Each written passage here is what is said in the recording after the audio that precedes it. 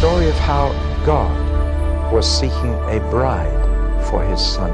Each book is different from every other book. I'm trying to give you the keys for you to unlock it for yourself.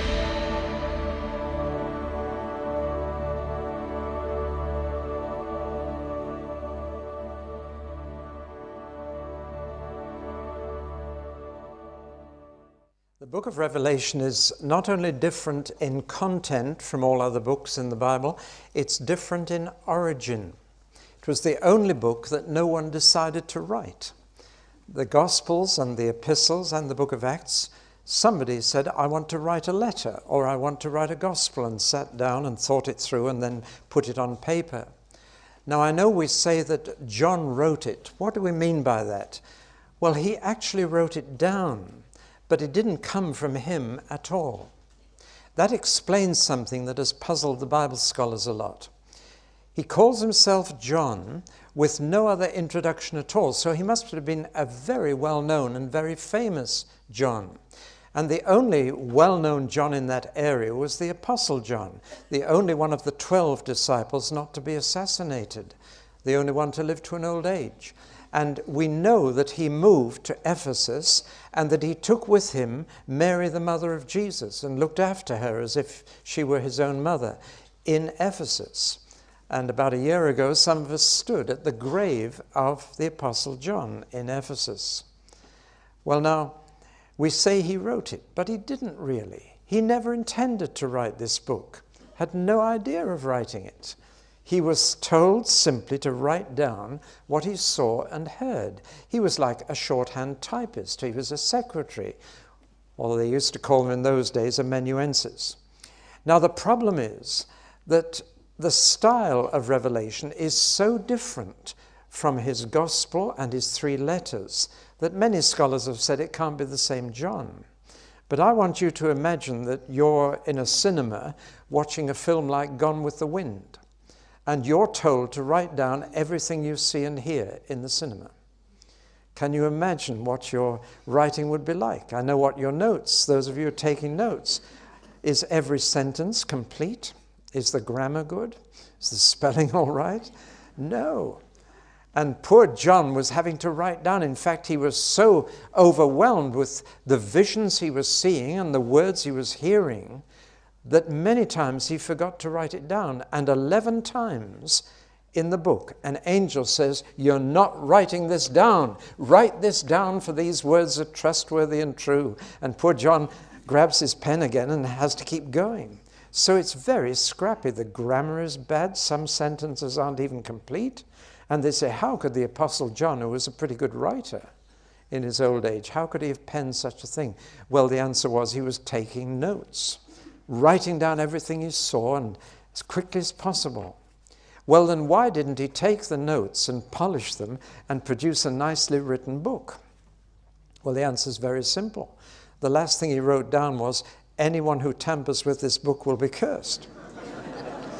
Anyone who takes away what you've written or adds anything to it. So he didn't dare touch what he'd written. And that's why we have, and it is in the Greek, a very scrappy sort of book, and not at all like the Apostle John's writings. But it was his hand that actually wrote down. Nevertheless, it was not from his mind. It was largely dictated to him. Now, it's amazing how many people were involved in the production of this book. Angels were involved. Angels were telling John what to write. The Holy Spirit was involved. Jesus was involved. It's called the revelation of Jesus, which God gave him to show his servants what must soon take place. So we've got God giving the revelation to Jesus, giving it to his Spirit, giving it to angels, giving it to John, giving it to the 7 churches. That's the kind of chain of revelation that is involved in this book. It does make it quite unique. We've got a revelation direct from God and direct from Jesus and direct from the Spirit through the angels to John to the 7 churches. That's quite a long chain. So who is really the author? Well, I suppose God is, and Jesus is, and the Spirit is. John was simply writing down what he saw and heard, and it came in the form both verbal and visual. He heard things and he saw things and was told to write them all down. And that's how we've got it. Now, it begins with an extraordinary revelation of Jesus himself. Bear in mind that John had been the closest to Jesus during his life. When they lay at table, they didn't sit on chairs, they lay in their table like this and ate with the right hand. They were leaning against somebody else. Incidentally, their dirty feet were under the nose of the next man. That's why they had to wash their feet rather than their hands before they ate. But here's John, always on Jesus' right hand, always leaning on Jesus' breast, whispering things to him. John was the beloved apostle. I don't like to use the word favorite, but he was closest to Jesus, loved very deeply. And now, 60 years later, he meets Jesus again, but this time he's terrified and falls on the ground in a faint because he has never seen Jesus like this before. For one thing, his hair is now pure white. And that's a changed Jesus. But more than that, it is the blazing glory of the figure he sees. He hears him first. A voice behind him speaks, and turning to see who's talking, he has this incredible vision of Jesus. If ever you go to Coventry Cathedral, you'll see a very unusual tapestry at the far end. I'm not sure that I like it. It's enormous. That little man at the feet of Jesus is life-size, and if you've been, you know how big it is. But it was an attempt to portray this glorified, ascended Jesus as he appeared to John. And there are other symbols from the book of Revelation, the creatures from Revelation 4 around the ascended Christ. Christ in glory. You see, Paul saw Jesus after he ascended and got his glory back, and it blinded him. Whereas in the resurrection appearances, nobody was blinded. When Jesus got his glory back and was blazing with glory, then it's quite an awesome sight. And John, who'd known him best of all, couldn't cope with it and fell on the floor in a dead faint.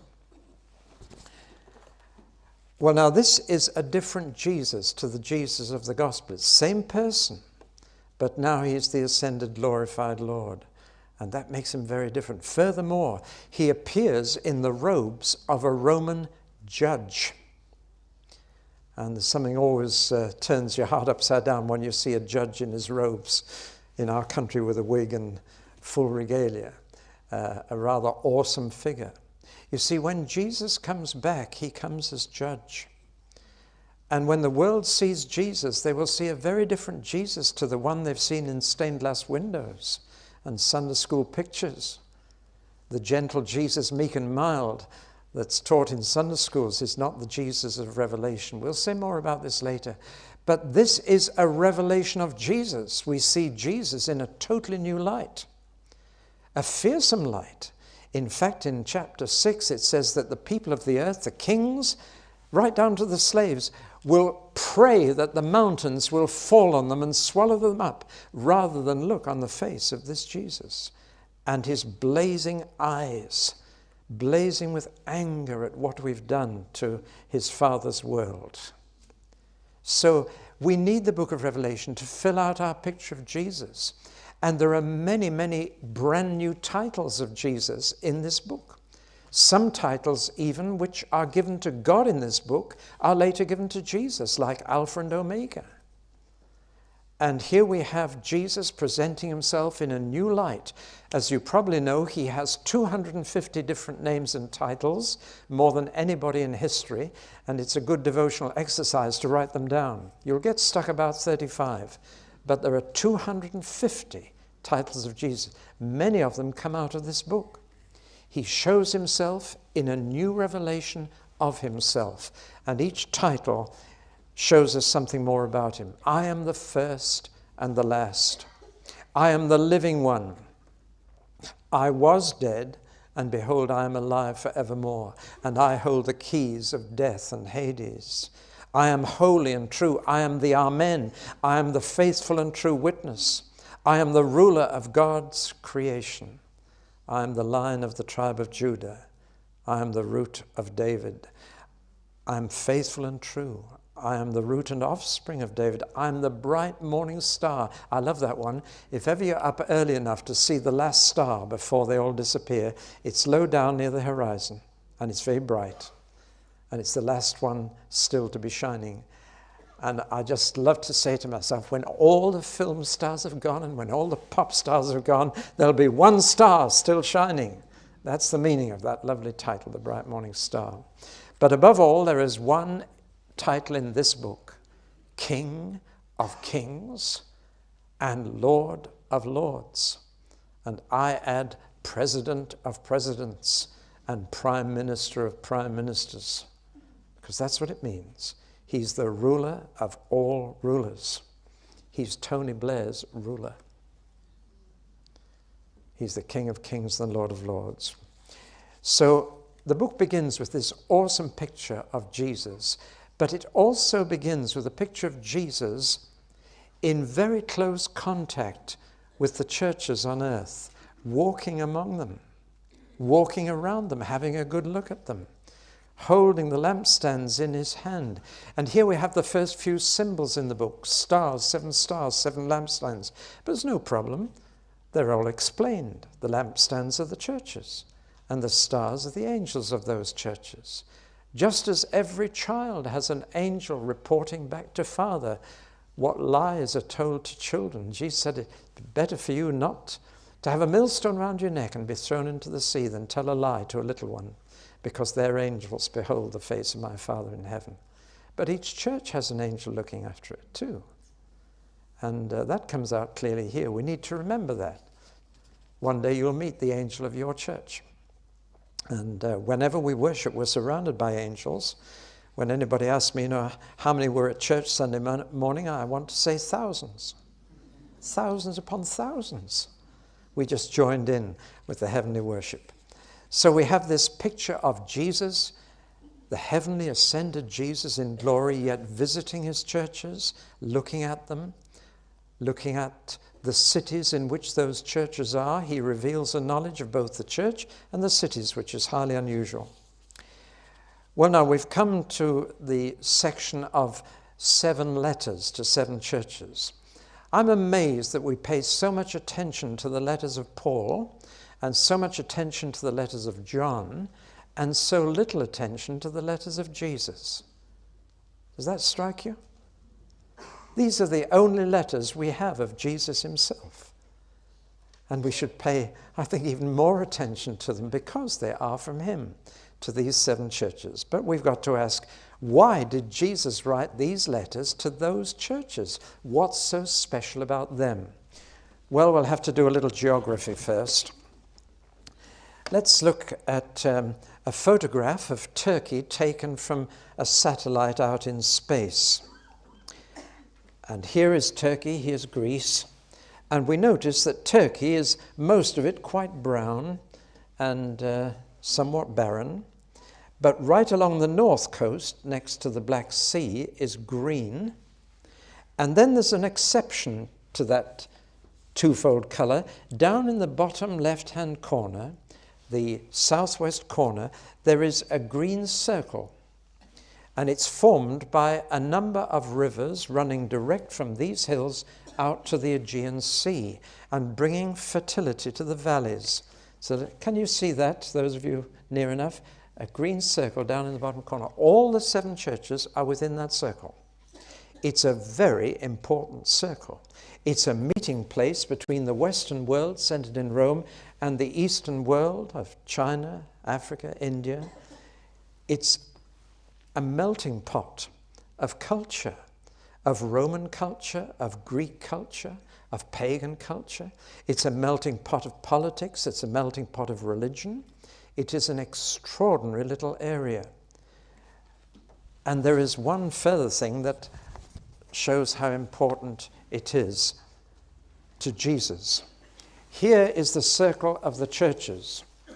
And the letters are in order: Ephesus, Smyrna, Pergamum, Thyatira, Sardis, Philadelphia, and Laodicea. Here's the main road from the west to the east of our world, but it splits at Pergamum, One goes down the coast through Ephesus, and one goes inland through Thyatira and so on. They meet up again at Laodicea and carry on to the east. This little circle, this fertile circle, is where everything met. Furthermore, and this is the most important revelation in the book, Satan, being a creature rather than a creator, can only be in one place at once. He goes to and fro in the earth, but he also has a headquarters, a residence somewhere in the world. I don't know where it is today. I could guess, but I don't know. But he has a residence from which he makes journeys around the world. He can also have access to heaven too, and he goes up there as well. But he has a residence on earth, which is the center of his kingdom, the capital. And in this time, at the end of the 1st century, his residence was in Pergamum. That's where Satan lived on the earth and resided. And when Jesus wrote to the church at Pergamum, he says, I know where you live, where Satan resides. The word resides means a permanent residence, where he stays, where he dwells. Now, Satan clearly saw this area, this circle of cities at the meeting point of West and East. He saw this circle as crucial to his kingdom. And when some of us went round this area, we saw the remains of the culture, incredible culture, and the religion, the temples. This is a key area. And there were little churches in each of these 7 places, a kind of circuit of churches based on Ephesus, and indeed from Ephesus most of the others had been planted, where John was. And Ephesus, we know more about that church than any other in the whole New Testament. And look at the ministries it had. It started off with Apollos, then couple, Priscilla and Aquila. Then it had Paul, then Timothy, and then John.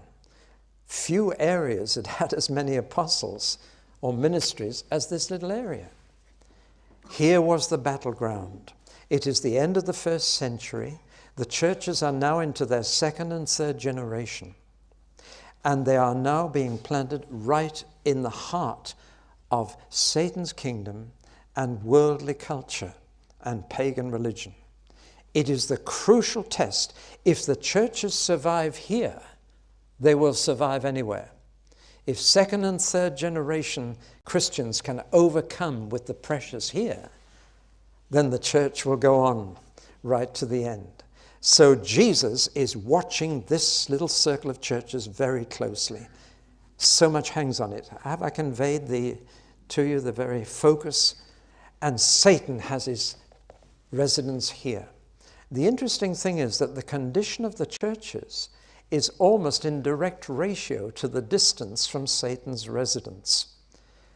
2 nearest to Satan are corrupted from the inside with idolatry and immorality. The next 2 further out are persecuted, but are coming out on top, and Jesus has no criticism for them. The 2 furthest away, namely Ephesus and Laodicea, are not troubled by Satan at all. They're just losing their first love or growing cold. Isn't that interesting? Satan is right inside the churches near at hand, and he's got idolatry and immorality right inside those churches. A bit further away, he is persecuting them through Jews, and they're having a tough time. But Jesus has no criticism for the 2 persecuted churches. But the 2 furthest away from Satan, they're just growing cold. They're lukewarm. They're neither hot nor cold, or they're losing their first love. It's an amazing picture that emerges from these 7 letters.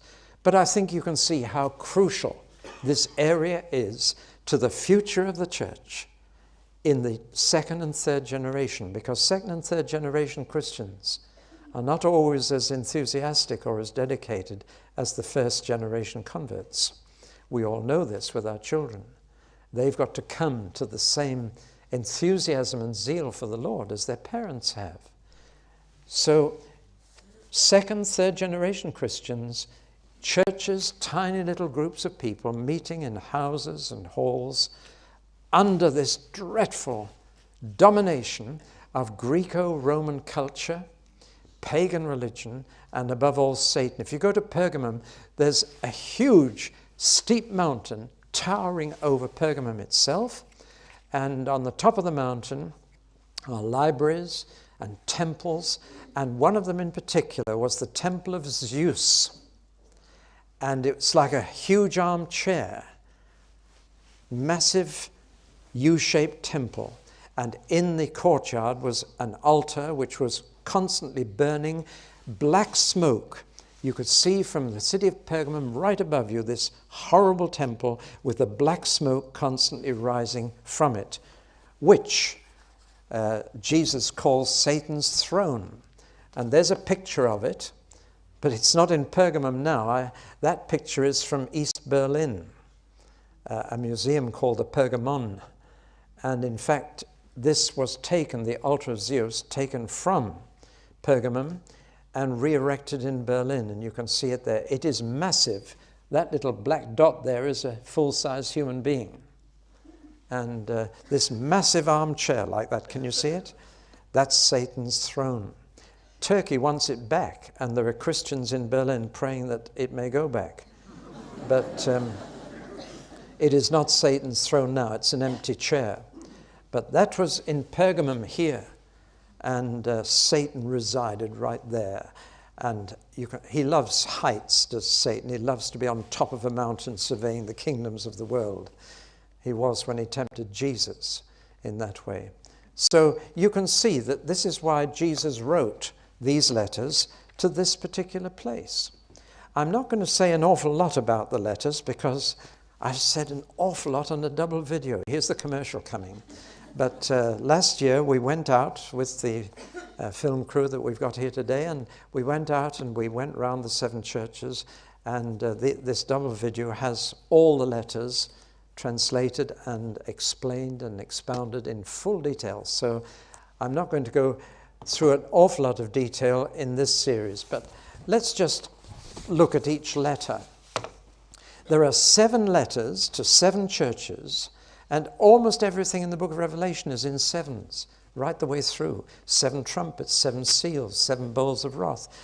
7 is God's perfect number. It's the round, complete number. What falls short of God is 6. And 666 is a trinity of falling short of God. And we'll come across that figure later. But 7 is God's complete and perfect number. And so Jesus speaks to these 7 churches. He writes 7 letters, and each letter has 7 parts. And the 7 parts of each letter are so similar, and we'll just run through them. The first part, he puts the address at the top of the letter to the angel of the church in Ephesus, to the angel of the church in Sardis, or wherever. Then he never uses his own name. He doesn't say this letter's from Jesus. He gives himself a title that is usually brand new, something that the churches need to know about him. Either they've forgotten some aspect of his personality, or they need to be told about it. So when he is pretty scathing about a church, he says, I am the true and faithful witness. I'm telling you the truth. So the attribute of Jesus is the second item in each letter. These are the words of him who. And then he describes himself. And these descriptions are taken from the initial vision in chapter 1. So having shown himself in glory to John, he now picks things out of that vision and applies them to each church individually. The third item in each letter is he approves something in the church. And here's a neat little reminder to us. If you're going to criticize someone, say something nice first. If you're going to say something bad, say something good first. In fact, all the epistles of the New Testament follow this pattern. Paul, writing to the church at Corinth, which was in a mess, says, I thank God that you come behind in no spiritual gift. There was only one church that Paul couldn't say anything good about. Do you know which one that was? Galatians. But normally when he's writing a letter, he commends them, he approves first. And Jesus does the same. And Jesus always begins this section by saying, I know all about you. I know all the good things you are, all the good things you've done. I know. You need never worry that something you do that's good is not noticed. Jesus sees it if nobody else does. If you never get thanked by the church, don't worry, because Jesus saw it.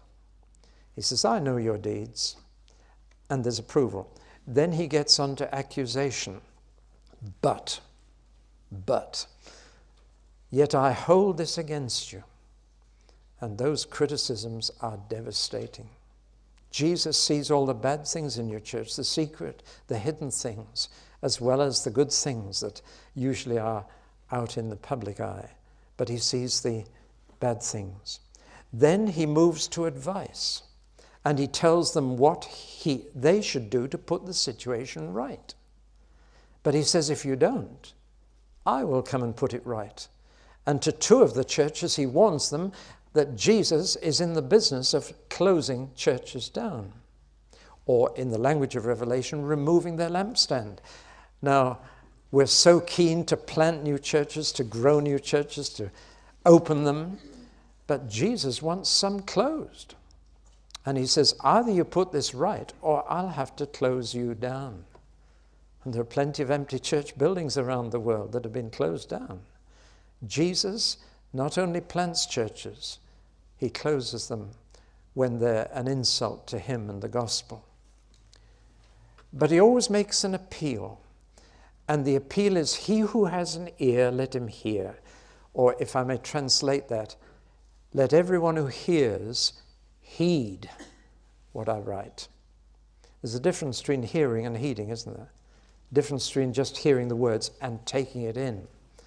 There was a secretary in London appeared in the office with new earrings, and one said in and the other said out.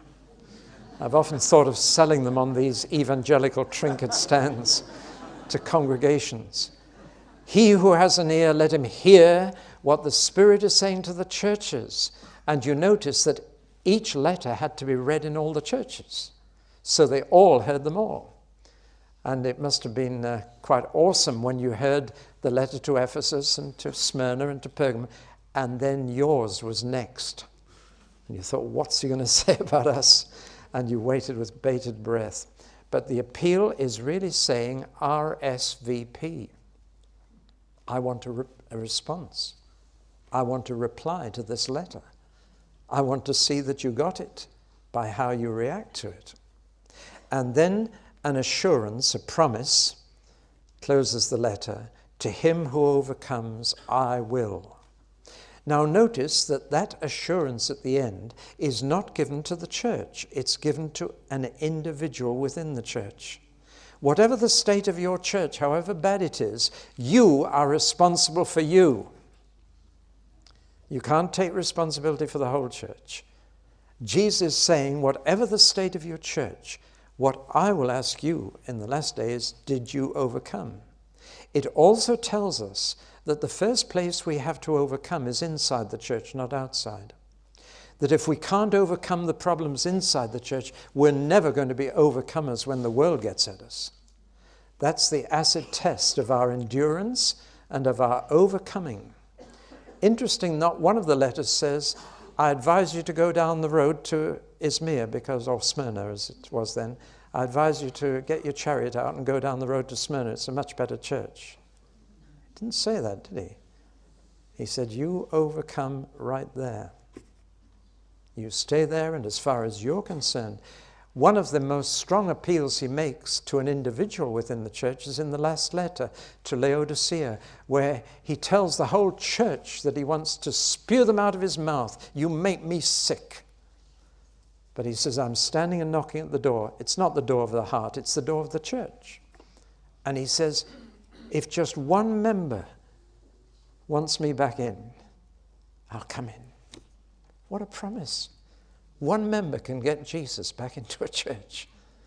That doesn't, of course, give the whole church fellowship with Jesus, but he says, I will sup with that member, and they will sup with me. We'll have fellowship together. That's the most misapplied and misunderstood verse in the whole Bible. Behold, I stand at the door and knock. It has nothing to do with conversion. It has nothing to do with counseling and inquiry. It has everything to do with a church that has lost Jesus, and any member in that church can get him back in. So you see, each letter has the same pattern. But it's most helpful to read the letters side by side. We read them one after another in the Bible, but when you put them side by side, you see some very different things appearing in the letter. I've colored what is the same. And you notice straight away that 1, 2, 3, 4, 5 are approved for being good churches, but 2, there's nothing good in them. And funnily enough, they are the most successful churches of all 7. They're the most packed, they have the biggest offerings, the biggest congregations, the biggest collections, and yet Jesus has nothing good. You see, when Jesus looks at a church, he doesn't look at it the way we do. And then you notice accusation, 1, 2, 3, 4, 5, 2 of them, nothing wrong. Well, now, they can't have been perfect, but they were suffering for Jesus. And Jesus doesn't criticize a suffering church. He encourages them. Well, now, that's just a very quick survey. I wonder if I should show you 1 or 2 photographs very quickly. There's the main street in Ephesus, which was the heart of it all. I'm going to show you very quickly the pictures that we have of the different places. That's Laodicea. And on the other side, oh, we've got all 7 churches on the other side there. But let's just show you quickly. We've got Philadelphia. That's the remains of a Christian church in Philadelphia. And there we've got Sardis, great big temple of Diana here, and a little brick church at the side of it where the Christians later worshipped. We've got Smyrna, the marketplace. And you can look at all these afterwards. There's the famous theater in Ephesus where Paul nearly had a riot, well, did cause a riot. There's Thyatira, and finally Pergamum. And it was on top here that we had this temple of Zeus, the residence of Satan. Well, that's just given you a little flavor. I want now to give you an outline of the whole book of Revelation so that we've got an overall picture of it. It's concerned with the heavenly Christ and the earthly churches. And therefore Revelation constantly moves from earth to heaven and heaven back to earth. It's just constantly changing scene. That throws us a little because we're not used to history of heaven as well as earth. Because what goes on up in heaven often changes things down here. Now, I've divided the book of Revelation into 4 groups, 4 sections. 2 of them in red, 2 of them in green, because the red ones are bad news and the green ones are good news. Chapter 1 gives us the picture of the heavenly Christ and his concern for the earthly churches. Chapters 2 to 3 I've called Things Are Not All Right on Earth. And Jesus has to correct these things. They live in a corrupted world in that part of Asia, and a compromised church, compromised in its beliefs and compromised in its behavior. Idolatry and immorality have crept in, other things are happening. Those are the 2 major problems, even within the church. The next section, 4 to 5, tells us things are all right in heaven. Whatever's happening down here, God's still on the throne. He's at peace. The great white throne is there, and the glassy sea in front of it and the emerald rainbow around it tell you everything's all right in heaven. God is not struggling with Satan. We are, but he's not. Satan even has to ask his permission before he can do anything down here. So things are all right in heaven. God is on the throne, chapter 4. And Jesus is in charge, chapter 5. He breaks the seals on the scroll. So all of history is in God's hands, and the end of history is in Jesus' hands. So the difference between things that are not all right on earth and things all right in heaven open up the book. Then we get to this very difficult section, which we'll spend quite a bit of time on. Bad news, and I've labeled it, things will get much worse before they get better. That's the bad news. And they will get worse for the world and for the church. The world is going to suffer war, bloodshed, famine and disease, natural disasters, and many, many deaths, up to a quarter of the human race. The church is going to go through big trouble, 3.5 years. An unholy trinity of Satan, Antichrist, and the false prophet will be ruling the world at the end. And under that unholy trinity, the church will really suffer. It will also suffer from the city of Babylon, which is portrayed as a filthy prostitute, a scarlet woman riding the dragon. And again, there will be many deaths, many martyrs. Indeed, the Greek word martyr, which originally meant witness, in the book of Revelation becomes martyr. And the way to witness for Christ is to die for him. I might call the book of Revelation a manual for martyrdom. Things will get much worse before they get better, but only briefly. And then things will get much better after they get worse, chapters 19 to 22. Finish with the good news. What changes the situation is the return of Christ to earth and what's called the first resurrection, which we'll explain later. The reign of Christ on earth for 1,000 years. Then the day of judgment, when the rest of the human race are raised from the dead for judgment. The second death, the lake of fire, a new heaven and new earth, and new Jerusalem. Now, I hope that gives you a feel. It's a kind of 4-level sandwich. Good news, bad news, good news, bad news, good news. The bad news about the church in the present, its state is not ready for suffering. If a church is compromised already, it won't stand when the pressure's on. Holiness is the essential prerequisite for suffering. Otherwise, you'll be caught out. But things are all right in heaven. Get a vision of God on the throne and Jesus with the sealed scroll in his hand, and you'll realize things are under control. God hasn't lost control at all of the situation.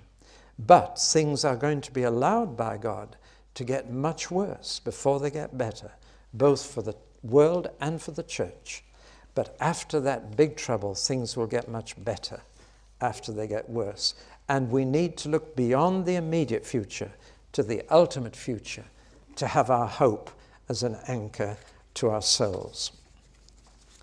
Well, I want, in the last few minutes I've got, to say that behind all this, there is a philosophy of history. Now, many people are frightened by the word philosophy, but it means simply the way you think about things. And there are many philosophies of history in the world today that are clamoring for your attention. On the TV, in the press, through all the media, different philosophies of history are banging at the door of your mind. The most common one is what we call the cyclic philosophy of history. History repeats itself, it just goes on. Then there is the continuous view of history, that it just goes on up and down, it never goes backwards, it's moving forwards, but we have our ups and downs, boom and bust, inflation and deflation, and so on. There is the progressive view of history, as one English Prime Minister in 1900 said, up and up and up and on and on and on. Progress was the great key word at the beginning of this century. That's better than back to basics. But anyway, the regressive view of history is much more common now, which is that everything's going down the drain, the doom and gloom. It's getting worse and worse and worse. In fact, the key word as we go into the next century is not progress, but survival. But the apocalyptic view of history is the Bible view, that in the immediate future things will get worse, but in the ultimate future they will get suddenly better and will stay better. Now, that view of history like that is unique to 3 groups of people: Jews, Christians, and communists. And they all believe the same thing. The only difference between them is what's going to change that. The communists say, well, man will change by revolution. The struggle between the proletariat and the bourgeoisie will come to a head. There'll be a revolution, and we'll have the classless, crimeless society after that. But communists are now getting disillusioned. The Jews say God must change this. The Christians say it will change when Jesus comes back to planet Earth. Things will get worse until Jesus gets back, and he will make them better and keep them better after that. So here we have a philosophy of history based on the book of Revelation. Jews, Christians, and communists all got it from the same place, from the Hebrew prophets. But that is the Christian view of history. The immediate future, worse. Suddenly, the ultimate future, much better. And the change will come when Jesus gets back.